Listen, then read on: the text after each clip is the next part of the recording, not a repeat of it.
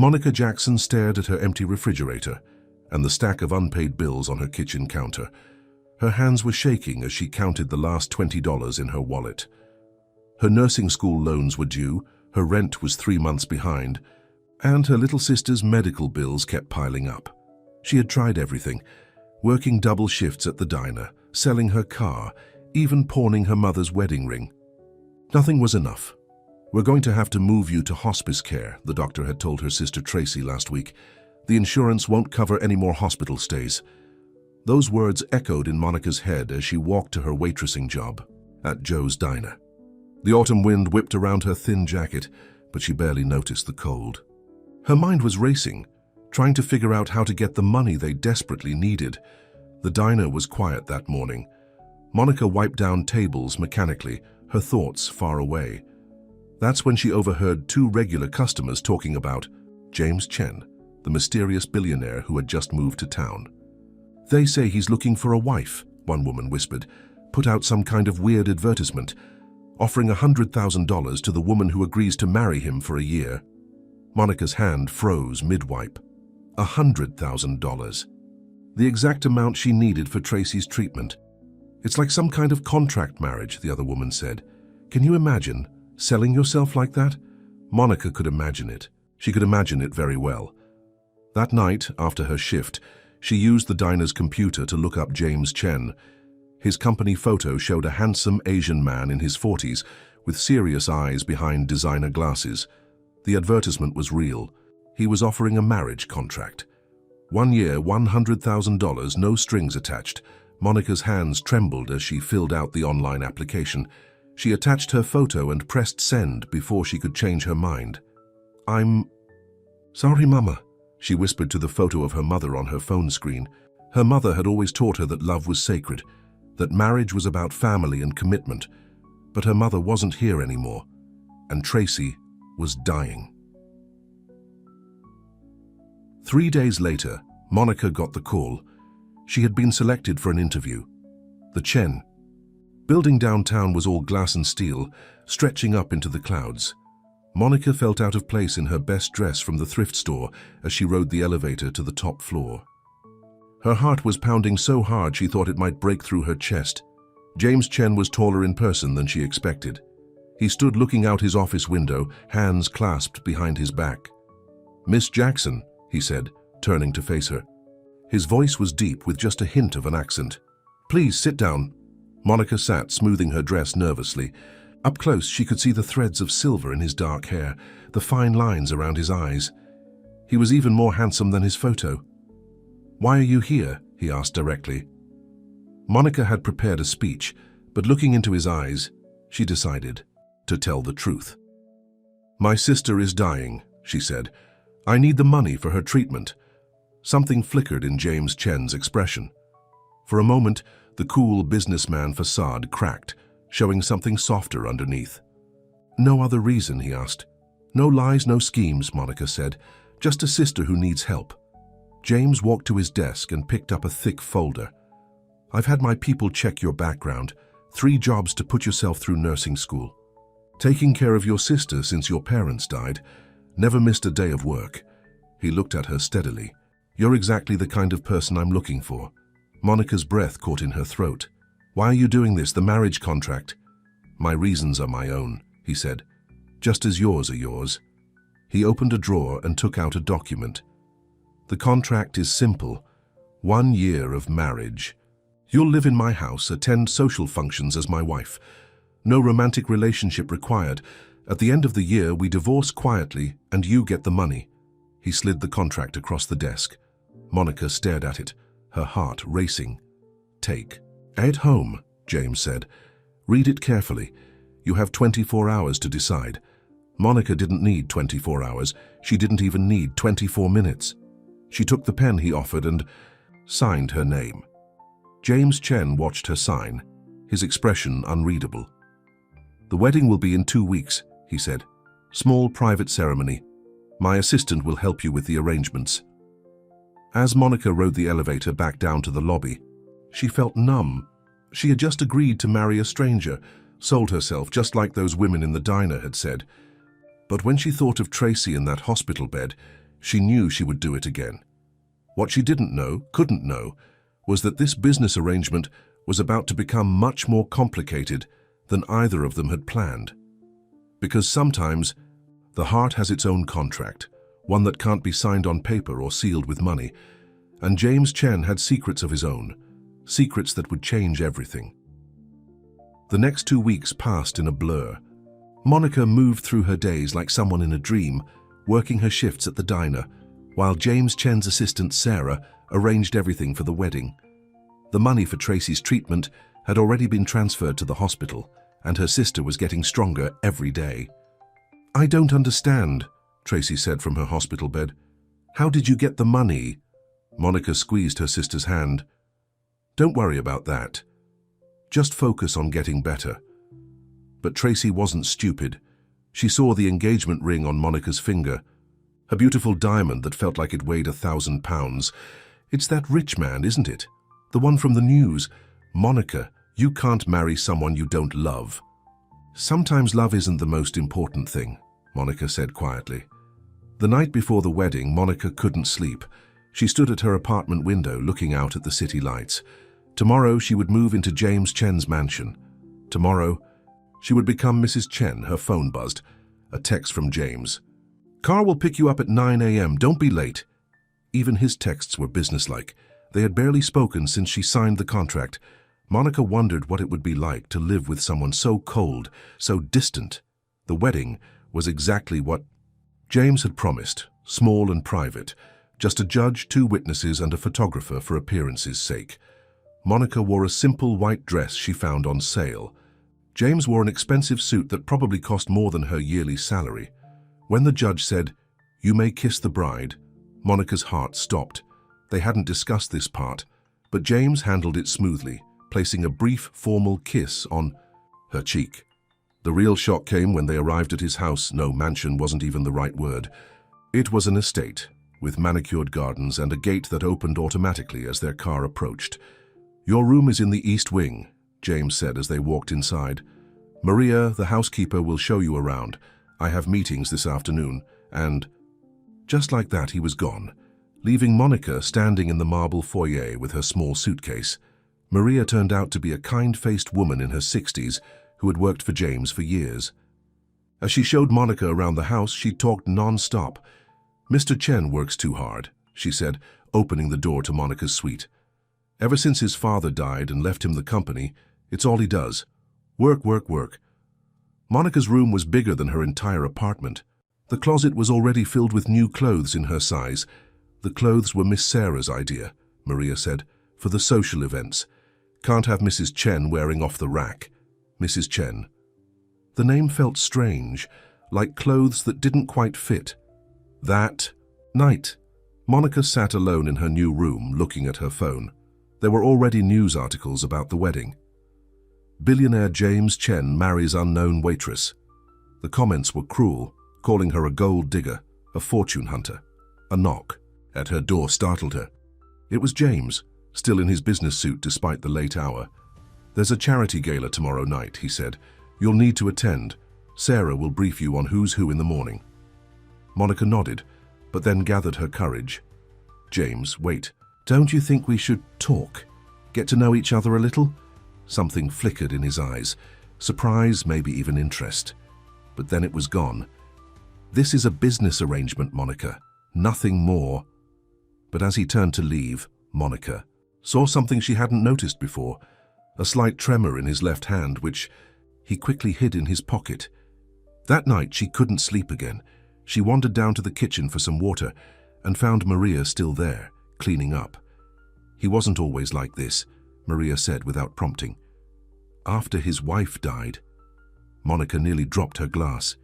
"His wife?" "There's nothing about a wife in any of the articles." Maria looked around nervously.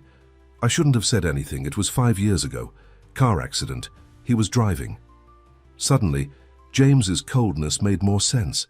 His walls weren't just for show. They were protection. The next morning, Sarah arrived bright and early with a team of stylists. As they prepared Monica for the gala, Sarah drilled her on names and relationships. "Remember, the Andersons are our biggest competitors. Be polite, but distant." And whatever you do, don't mention the Milton contract.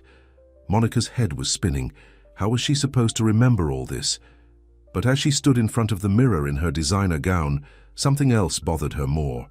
The tremor in James's hand. Was he sick? Was that why he needed this marriage? A respectable wife to take over if something happened to him? She was starting to realize that this contract might be more complicated than she thought. And as she watched James's car pull up in the driveway, she wondered what other secrets were hiding behind those perfect mansion walls. The charity gala was like nothing Monica had ever experienced. Crystal chandeliers sparkled overhead as waiters carried champagne on silver trays. Every woman wore designer dresses that cost more than Monica used to make in a year. She felt like an imposter, even in her expensive new clothes. James stayed close to her side, his hand resting lightly on her back as he introduced her to everyone. "My wife, Monica," he would say, and each time the word sent a strange flutter through her stomach. "James, darling." A tall blonde woman in a red dress approached them. "You've been hiding your new bride." "Victoria Anderson," James said quietly to Monica, "our biggest competitor's wife." Victoria's smile didn't reach her eyes as she looked Monica up and down. "A waitress, isn't it? How quaint." James always did have unusual tastes. Monica felt James's hand tighten slightly on her back. Before she could respond, another woman joined their group. "Monica, we're so glad you could join our little family." This woman was older, with perfectly styled grey hair. "I'm Eleanor Chen, James's mother." Monica hadn't known James's mother would be here. The woman's warm smile confused her. It seemed genuine, unlike Victoria's fake one. "James never tells me anything anymore," Eleanor said, taking Monica's arm. "Come, dear, let's get some air on the terrace. James, you don't mind if I steal your wife for a moment?" On the terrace, Eleanor's warmth disappeared. "Let's be honest with each other," she said. "I know this is a contract marriage. What I want to know is why my son chose you." Monica lifted her chin. "You'll have to ask him that." "I'm asking you." Eleanor's voice was steel wrapped in silk. "James hasn't been the same since Claire died. He's pushing himself too hard, working too much. That tremor in his hand is getting worse, but he won't see a doctor." "You know about the tremor?" "I'm his mother. I know everything." Eleanor sighed. "Including the fact that the board is trying to push him out. They think he's losing his grip. That's why he needed a wife, to project stability." Monica's mind raced. The contract, the rush to marry, it all made more sense now. "He's a good man," Eleanor said softly. "Underneath all those walls, Claire's death nearly destroyed him. The accident wasn't his fault, but he blames himself." Back inside, Monica watched. James talking to some businessman. She saw it now. The slight tremor he tried to hide, the tension in his shoulders, the carefully maintained facade. Victoria Anderson was watching him too, her red lips curved in a predatory smile. "The mighty James Chen," she said quietly to Monica. "Not so mighty anymore, is he? Tell me, does his hand shake when he holds you?" Monica's anger flared. "I'd be more worried about your own husband, Victoria. Those lipstick stains on his collar aren't your shade of red." Victoria's face went pale. She turned and hurried away, leaving Monica surprised at her own boldness. Later that night, as their car drove home, James was quiet. "I heard what you said to Victoria," he finally spoke. "That was unexpected. She was being cruel about your hand." Monica gathered her courage. "James, if you're sick, maybe you should—" "I'm not sick." His voice was sharp. "It's just stress, it will pass." But Monica had seen the pill bottle he tried to hide in his desk drawer when she brought him coffee earlier. The prescription was for early onset Parkinson's disease. That night, she couldn't sleep again.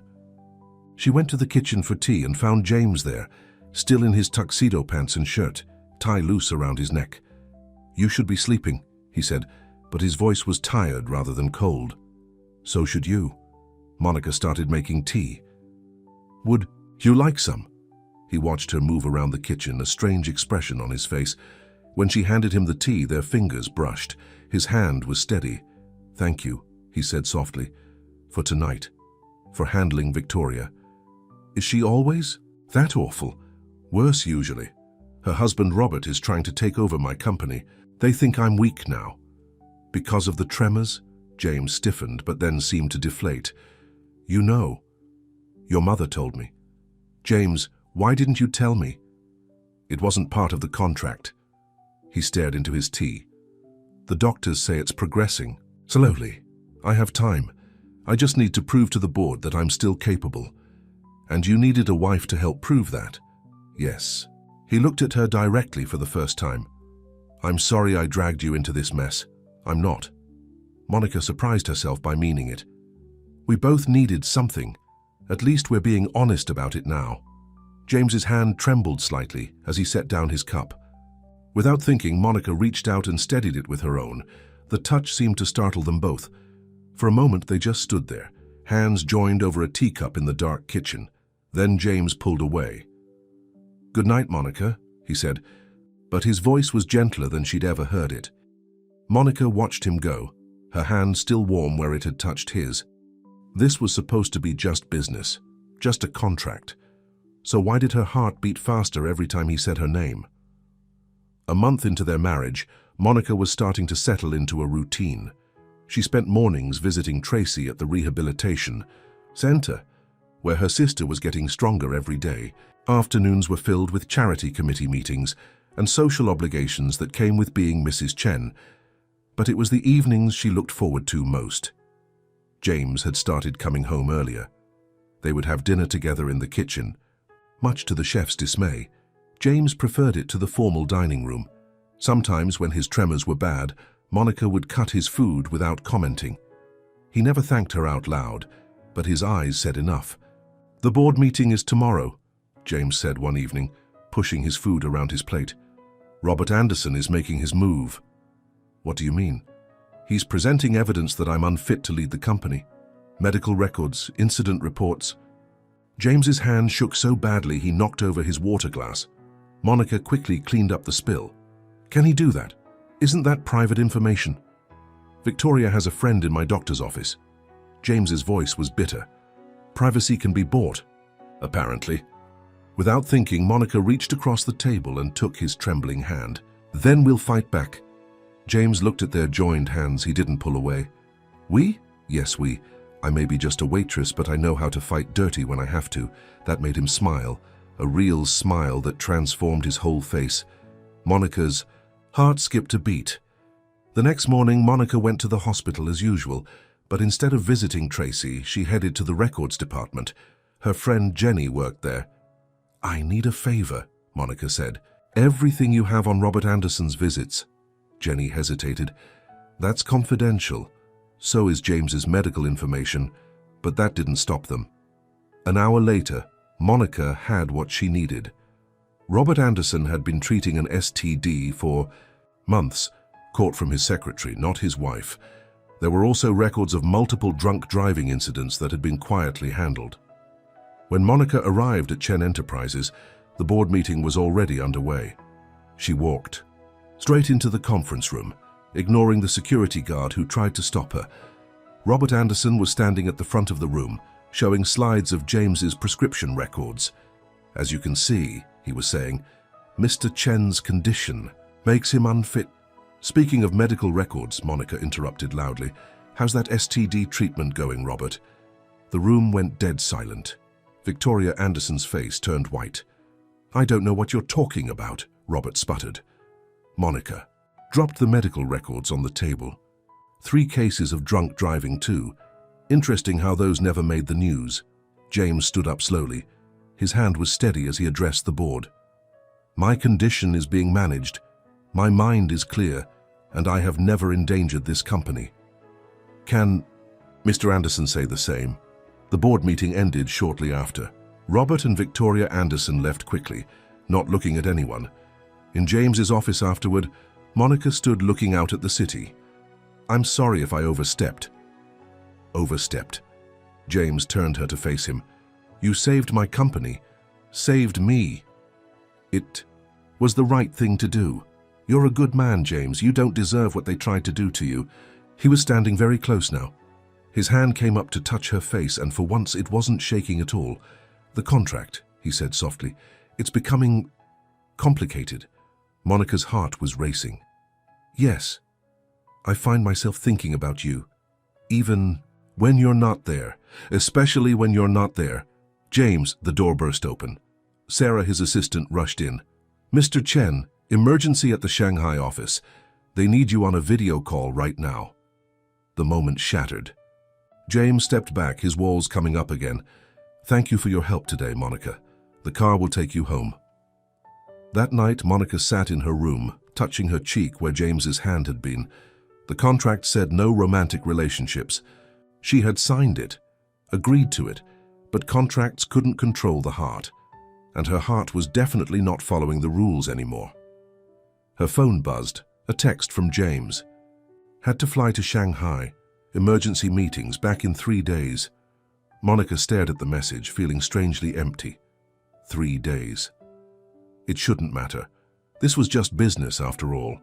But as she got ready for bed, she couldn't ignore the ache in her chest, or the way her hand tingled where it had touched his at dinner. The contract was supposed to make everything simple. Instead, it was making everything more complicated by the day. 3 days without James felt like 3 years. Monica tried to keep busy, but the huge house felt empty. Even Maria noticed her mood. First time apart is always hard, the housekeeper said, bringing Monica tea. Even in an arranged marriage. It's not like that, Monica protested. It's just business. Maria just smiled knowingly and went back to her cleaning. On the second day, Victoria Anderson showed up unannounced. You little witch, she snarled at Monica.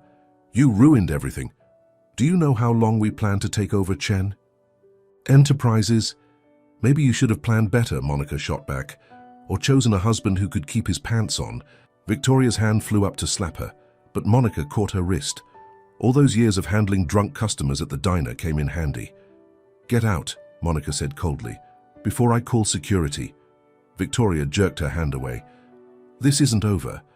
James is weak. His disease will get worse, and when it does, we'll be waiting. After Victoria left, Monica's hands were shaking. She called James without thinking. Monica, what's wrong? His voice was tired, worried. Victoria was here. She threatened. James, they're not going to stop. There was a long pause. Book a flight to Shanghai, first class. Use my personal credit card. What? I need you here. His voice softened. Please. 12 hours later, Monica was in Shanghai. The city was a maze of lights and skyscrapers. James was waiting at the airport himself, not a driver. You didn't have to pick me up, she said, as he helped her with her bags. Yes, I did. In the car, he told her about suspicious stock movements, coded emails they'd discovered, proof that the Andersons were working with Chinese competitors to take over Chen Enterprises piece by piece. They're moving faster than we thought, he said. His hand was shaking badly. The medication isn't working as well as it used to. Monica took his trembling hand in hers. This time, he held on tight. The hotel suite was bigger than their house back home. 2 bedrooms, a living room, a view of the entire city. You should rest, James said. The meeting is tomorrow morning. But neither of them moved. They stood by the window, hands still joined, looking at the lights of Shanghai. Why did you really call me here? Monica asked. Softly, James turned to face her. Because I couldn't sleep. Because every time I closed my eyes, I saw your face. Because this stopped being just business a long time ago. James, I know what the contract says. No romantic relationships. But Monica... His free hand came up to cup her face. I don't care about the contract anymore. The kiss was nothing like their wedding day. This was real, deep, full of everything they'd been holding back. When they finally broke apart, James rested his forehead against hers. Stay with me tonight. Not in the other room here. What about the contract? Burn it. They never made it to the meeting the next morning. They ordered room service instead, talking for hours about everything. His fears about the disease, her worries about Tracy, the walls they'd both built to protect themselves. I haven't felt like this since Claire, James admitted, holding her. Close? Tell me about her. So he did. About their college romance, their dreams, the rainy night when a truck ran a red light and changed everything. I thought I'd never love again, he said. Didn't want to, until you walked into my office that day. Monica's phone buzzed, a message from Maria. Victoria Anderson was seen meeting with your mother. James sat up, suddenly alert. My mother? That's impossible. She hates Victoria. Unless... Monica's blood ran cold. James, what if your mother is working with them? The perfect moment shattered as reality crashed back in. The Andersons, the company, the disease, it was all still. They're waiting, but this time they would face it together. No more contracts, no more pretending. As James made emergency calls to his lawyers, Monica watched him from the bed. His hand was shaking again, but she didn't care. She loved him, tremors and all. The only question was, would their love be strong enough to fight what was coming? They flew back to New York that night on James's private jet.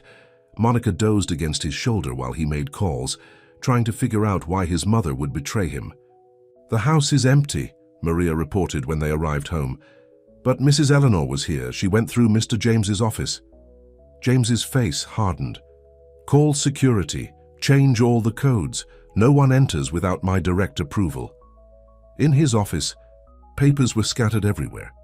The safe behind his father's old painting was open and empty. The original company documents, James said, his hand shaking so badly he had to sit down. The ones that prove I'm the sole heir. They're gone. Monica helped him take his medication. Why would your mother do this? Money. Power. She never forgave me for taking control from her after father died. He looked suddenly tired. She was always better at business than he was. She just couldn't show it back then, being a woman. Mr. Chen, Sarah burst in, face pale. Turn on the news. On the office TV, Eleanor Chen stood next to Victoria and Robert Anderson. She was holding up documents. My son is sick, she announced to the reporters. He's unfit to run the company. These papers show that I am the true heir to Chen Enterprises. His father's last wish was for me to take control if James ever became incapacitated. That's a lie, James whispered. Monica squeezed his hand. We'll prove it. How? Those were the only copies. Maybe not. Monica pulled out her phone and called Tracy. Remember that box I asked you to keep safe? Bring it to the house, now. James looked at her questioningly. The night Victoria threatened me, I made copies of everything in your office. Call it waitress instinct. You learn to spot trouble before it happens. For the first time that day, James smiled. He pulled her close and kissed her deeply. Sarah cleared her throat. The board is calling an emergency meeting. They want to vote on removing you as CEO. Let them try, Monica said. We have proof that your mother changed your father's will. I found the original when I was copying documents. James stared at her. What? There was an envelope marked Original Will in your father's old files. Your mother's version has different dates, different signatures. We just need a handwriting expert to prove it. Tracy arrived an hour later with the box of copies. Among them was the original will. James's father had left everything to his son with no conditions about incapacity. You brilliant woman, James breathed, looking through the documents. You've saved me again. But before they could celebrate, Maria rushed in. Mrs. Eleanor is here with the police. Eleanor Chen walked into the office like she already owned it. 2 police officers flanked her. James, darling, you're making this harder than it needs to be. She smiled coldly. Just step down gracefully. The disease will take everything from you eventually. Why fight it? The only disease in this room is greed. Monica stepped forward. And we can prove you forged the will. Eleanor's smile faltered. You don't know what you're talking about, don't I? Monica held up the original will. Your signature forgery is good but not perfect. And you got the dates wrong. The color drained from Eleanor's face. One of the police officers took the document, examining it closely. Officers, James said quietly, I'd like to press charges for fraud and theft. Everything happened quickly after that. Eleanor was led away in handcuffs, screaming that James was ruining everything. Victoria and Robert Anderson disappeared to their summer house in Europe. Later that night, James and Monica sat in the kitchen, drinking tea like they had so many nights before. I keep wondering, James said, what I did to deserve you. You gave me a contract, Monica smiled. Remember, about that contract. He reached into his pocket and pulled out a folded paper. The marriage contract. "I think we should tear it up." Monica's heart stopped. Are you ending this?" "No." He took her hand. "I'm asking you to stay. Not for the money, not for the company, but because I love you. James, marry me, Monica. For real this time." Monica looked at the contract, then at the man she'd fallen in love with despite everything. She took the paper and ripped it in half. "Is that a yes?" His eyes were hopeful, vulnerable. Instead of answering, she kissed him. Outside, rain began to fall, but neither of them noticed. They were too busy writing a new contract, one made of kisses and promises, sealed with love instead of signatures. Eleanor Chen sat in her prison cell, seething with rage. Her designer clothes had been replaced by an orange jumpsuit.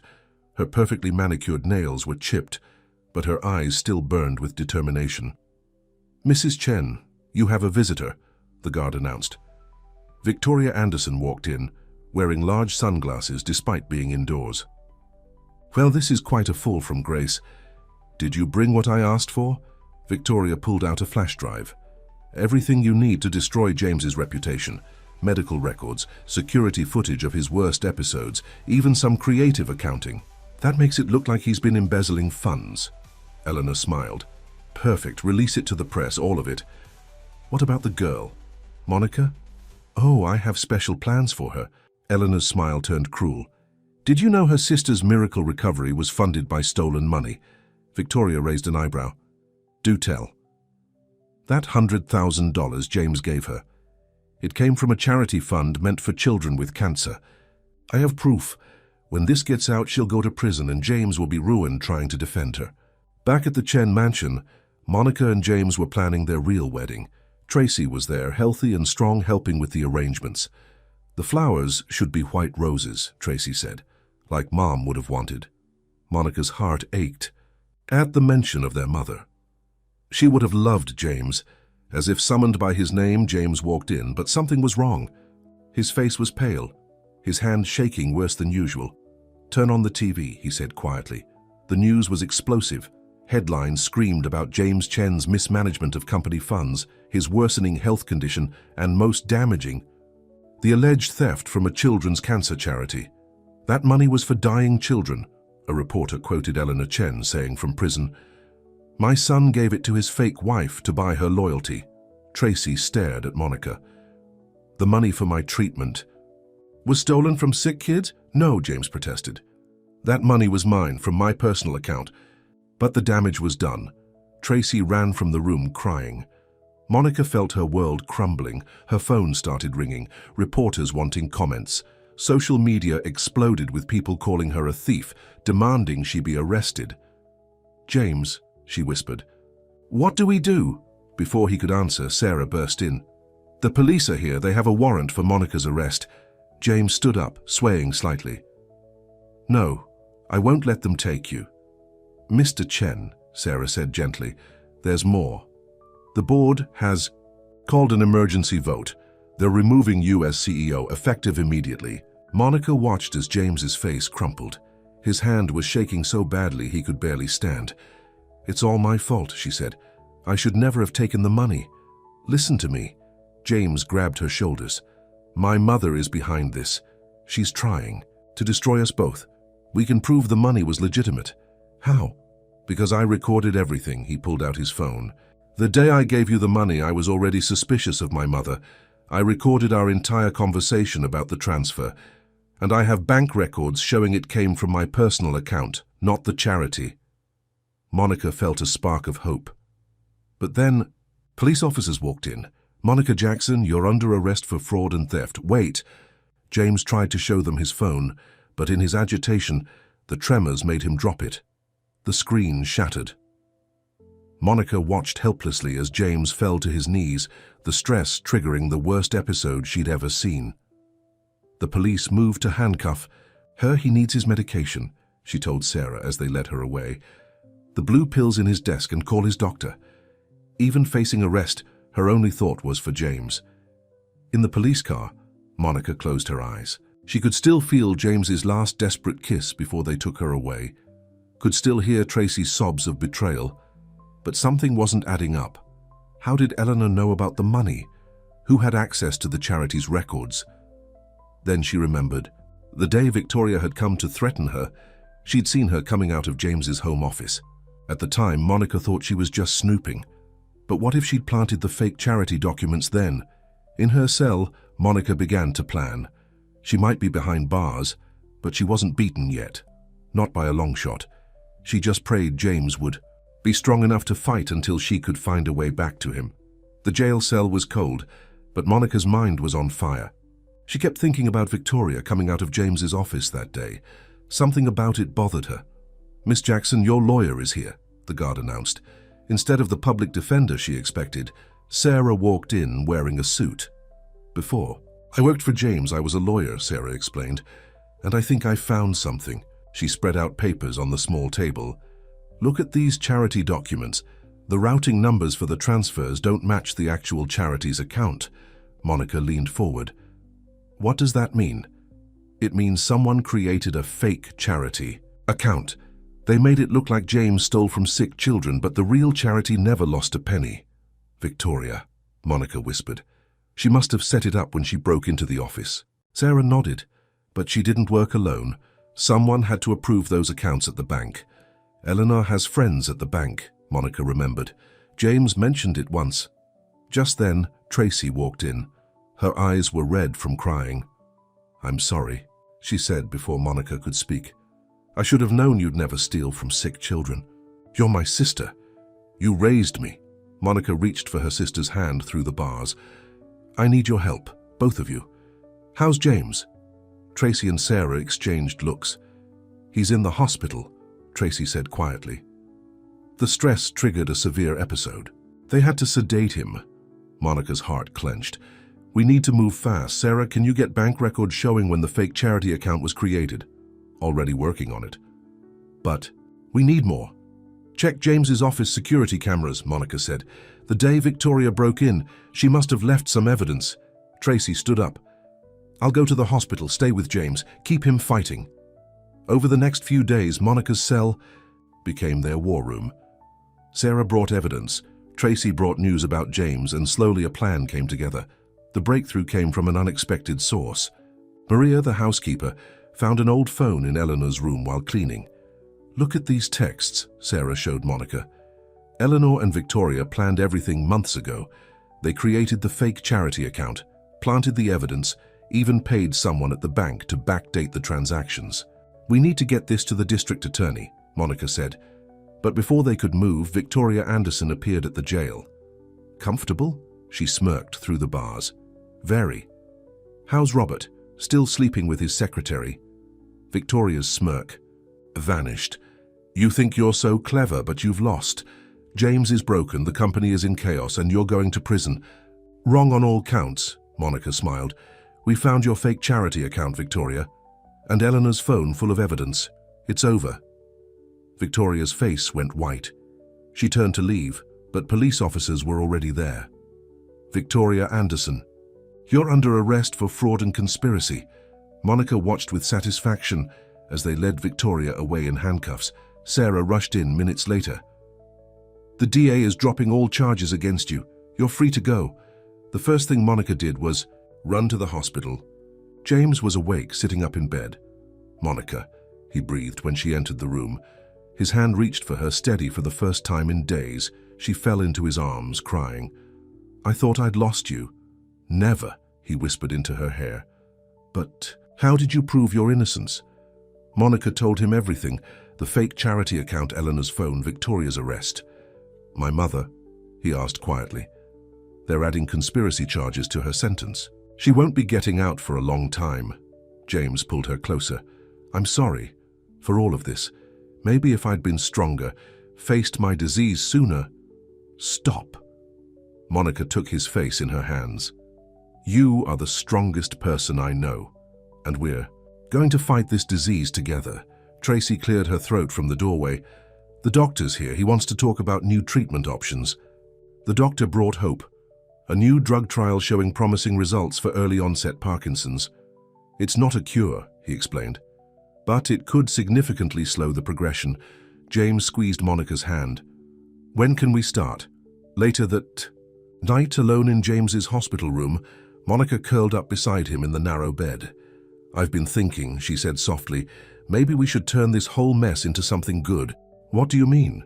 Let's create a real charity for families dealing with Parkinson's and other diseases. Help them like you helped Tracy. James's eyes filled with tears. Have I told you today that I love you? Yes, but I never get tired of hearing it. 6 months passed. The new medication helped control James's tremors, though some days were still harder than others.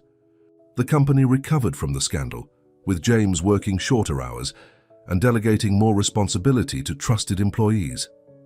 Monica threw herself into creating the Chen Family Foundation, helping families affected by chronic illnesses.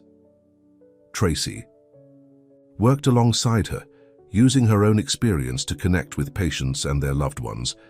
But not everything was perfect. The press still whispered about James's condition, and some board members remained skeptical about his leadership.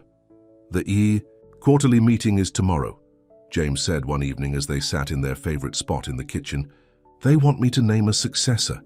Monica looked up from her foundation paperwork. Are you ready for that? I think so. He reached for her hand. I want to name you. Me. James, I don't know anything about running a company. You know more than you think. You saved the company twice, the board respects you, and more importantly, I trust you. Before Monica could respond, Maria rushed in. Turn on the TV, quickly. Robert Anderson was holding a press conference. Victoria stood beside him, looking smug despite her pending criminal charges. I have proof that James Chen's condition is worse than reported, Robert announced. His new miracle treatment? It's failing. The company is at risk. James's hand began to shake. Monica held it tightly. That's not all, Robert continued. Monica Jackson's charity. It's just another scheme. They're using it to hide company assets. That's a lie, Monica shouted at the TV. But Robert wasn't finished. I'm calling for an immediate shareholder vote to remove James Chen and his wife from any involvement with Chen Enterprises. James stood up so quickly his chair fell over. How did he get my medical records? Those were private. The same doctor, Monica realized. The one who leaked to Victoria before. He must still be working with them. Sarah appeared in the doorway, already on her phone. I'm on it. We'll find him. But the damage was spreading. The foundation's donors started calling, demanding explanations. The company's stock price began to drop. We need to fight back, Monica said. Not just legally this time. We need to show everyone the truth. She called Tracy. Remember how you said I should do more interviews about the foundation? I think it's time. The next morning, Monica walked into the biggest morning show in the country. The host was known for tough questions, but Monica was ready. Mrs. Chen, there are allegations that your charity is a front for corporate fraud. Monica looked directly into the camera. My sister was dying. James Chen saved her life, not with stolen money, but with love and compassion. Now we're trying to help other families do the same. If that's fraud, then maybe we need to redefine what success in business really means. She pulled out her phone and played a video. Patients and families telling their stories of how the foundation had helped them. My husband has Parkinson's, Monica continued. He fights it every day, not just for himself, but for every person who needs hope. The Andersons see weakness. I see strength. The interview went viral. Donations to the foundation doubled. The company's stock rebounded. But the real victory came that afternoon at the board meeting. James walked in steadily, Monica beside him. Yes, I have Parkinson's, he told the board. Yes, some days are harder than others. But look at what we've accomplished this year. The company is stronger. The foundation is helping hundreds of families, and I'm not hiding anymore. He took Monica's hand. I'm naming my wife as my successor, not because she's my wife, but because she's the strongest person I know. She took a business contract and turned it into love. She took a medical crisis and turned it into hope for others. The board voted unanimously to support them. Outside the meeting, James pulled Monica close. When I had you sign that contract a year ago, I thought I was just protecting my company. And I thought I was just saving my sister. Monica smiled. Instead, We saved each other. Their kiss was interrupted by Tracy running down the hall. The doctor confessed. He admitted the Andersons bribed him to fake medical reports. They're being arrested right now. Monica held James tighter. I guess some contracts can't be broken by lies. No, James said softly. Some contracts are written in the heart. 1 year to the day after Monica first walked into James's office. To sign a contract, they stood in the garden of the Chen estate. But this time they weren't alone. Hundreds of guests filled the chairs, and white flowers lined the path to the altar. Tracy stood beside Monica, helping her adjust her wedding dress. A real wedding dress this time, not the simple one from their contract ceremony. Mum would be so proud, Tracy whispered, fixing her sister's veil.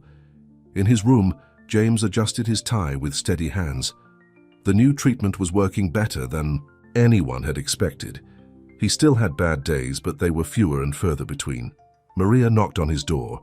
It's time, Mr. James, but there's someone here to see you first. Eleanor Chen walked in wearing prison clothes and handcuffs, accompanied by 2 guards. The court had granted her a few hours to attend the wedding. James, she said softly. No, I don't deserve forgiveness. You're right, you don't. James turned to face his mother. But you're still my mother, and Monica taught me something about love. Sometimes it means giving people a second chance. Eleanor's eyes filled with tears. The company, the foundation. You've done amazing things, things I was too blind to see. The foundation is opening a new wing, James said, for elderly, inmates who need medical care. Maybe when you're eligible for release, you can volunteer there. The guards led Eleanor to her seat, far from the main wedding party, but still present. It wasn't forgiveness, not yet, but it was a start. The wedding. March began to play. James stood at the altar watching as Monica walked toward him. She wasn't just beautiful. She was radiant with the kind of beauty that comes from a heart full of love. Their vows weren't the formal, empty words from their first ceremony. These came from the heart. I promise to love you, James said, his voice strong and clear, in sickness and in health. Not because a contract says I should, but because my heart demands it. Monica squeezed his hands. I promise to stand by you through every challenge, every victory, every tremor and every steady day, not for money or security, but for love. A VA. Reception was a celebration not just of their love, but of everything they'd built together. The foundation had helped over 1,000 families. The company was stronger than ever, and their love had grown deeper than either of them had thought possible. Victoria and Robert Anderson watched from their prison cells as the wedding made headlines. Their appeals had been denied, their schemes exposed. But they had taught James and Monica an important lesson. Love was stronger than any conspiracy. That night, after the guests had gone home, James and Monica danced alone in the garden. Do you remember what you thought when you first came to sign that contract? James asked. I thought I was making a deal with the devil. Monica laughed. I was so desperate to save Tracy, and I thought I was just protecting my company. James pulled her closer. We were both so wrong. Or maybe we were both right, Monica said softly. You did protect your company by finding someone who would fight for it as hard as you do, and I did save Tracy by finding a love that taught me how to be strong. Inside the house, Tracy helped Maria clean up the wedding decorations. Sarah worked on her laptop, already planning the foundation's next project. They had become more than employees or family. They were all part of something bigger. The garden lights twinkled like stars as James and Monica swayed to music only they could hear. You know, James said, I never got around to tearing up that original contract. Keep it, Monica smiled. Frame it, because it led us here. I have a better idea. James pulled out the old contract. Let's write a new one, not about money or business or appearances. Together, they wrote their final contract. We promise to love each other through tremors and strength, through victories and challenges. We promise to build hope for others, even when we're scared ourselves. We promise to remember that the best contracts aren't signed on paper, but written in the heart. They sealed it with a kiss as the garden lights sparkled around them. No witnesses, no lawyers, no signatures needed. Just 2 hearts that had found each other despite every obstacle, Two souls who had turned a business arrangement into a love story. And somewhere in a hospital room or a struggling home, another family was finding hope through their foundation. Another person was learning that love could grow in the most unexpected places, because that's what James and Monica had discovered. Sometimes, the biggest dreams start with a simple contract, and the greatest love stories begin with two people brave enough to sign their names and open their hearts. The end.